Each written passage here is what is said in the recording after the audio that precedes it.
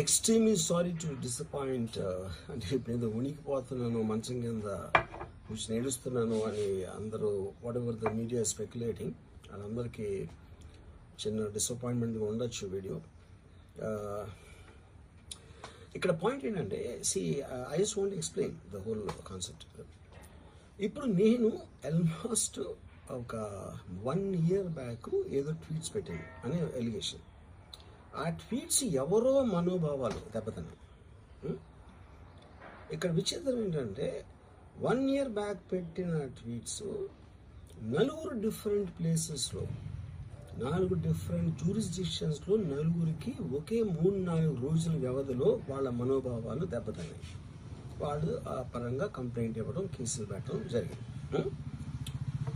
ఇక్కడ పాయింట్ 1, ఎవరి మీద అయితే నేను పెట్టానని వాళ్ళు చెప్తున్నారో వాళ్ళకి లేదు, ఎవరో థర్డ్ పార్టీ, అసలు సంబంధం లేనివాడు.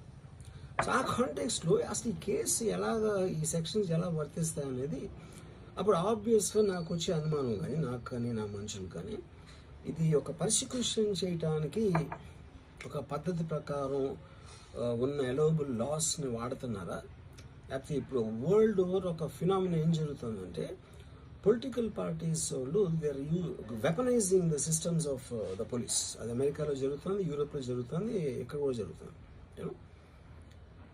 అప్పుడు నేను ఏ ఒక్క వ్యక్తిని, ఒక పోలీస్ ఆఫీసర్ని కానీ, ఒక పొలిటికల్ పర్సన్ కానీ నేను బ్లేమ్ చేయట్లా.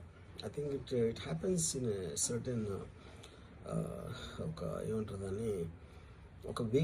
అది అందరూ కూడా ఎంతో కొంత అది చేయటానికి టెంప్టేషన్ ఉండొచ్చు.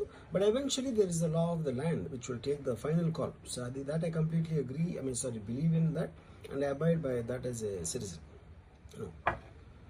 సో ఇప్పుడు ఇక్కడ జరిగింది ఏంటి, నాకు ఒక నోటీస్ వచ్చింది, నేను ఒక రిప్లై ఇచ్చాను, ఫలానా చోట ఫలానా తారీఖు నేను వస్తాను. అప్పటికి నాకు జరుగుతున్న పని ఒక ఆన్గోయింగ్ స్కెడ్యూల్ ఉంది కాబట్టి, నాకు ఫిలిం వర్క్ ఉంది కాబట్టి అవ్వలేదు. అండ్ ఇట్ ఈస్ వేరే ప్రొడ్యూసర్కి చేస్తాను, ఆ ప్రొడ్యూసర్కి నష్టం వస్తుంది కాబట్టి నేను మళ్ళీ టైం అడిగాను. ఇదేంటి కేసు, ఇదేం అర్జెంట్ కేసు అంటే 1 year తర్వాత ట్వీట్ చూసిన అతనికి 1 weekలో అన్నీ అయిపోవాలనేది ఏమన్నా మీనింగ్ ఉంటుంది అసలు దానికి? So which basically means it is being done for purposes other than the urgency of the case. ఇప్పుడు అర్జెన్సీ ఆఫ్ ద కేసు అంటే మీరు మర్డర్లు ఇన్ని జరిగి సంవత్సరాలు తీసుకుని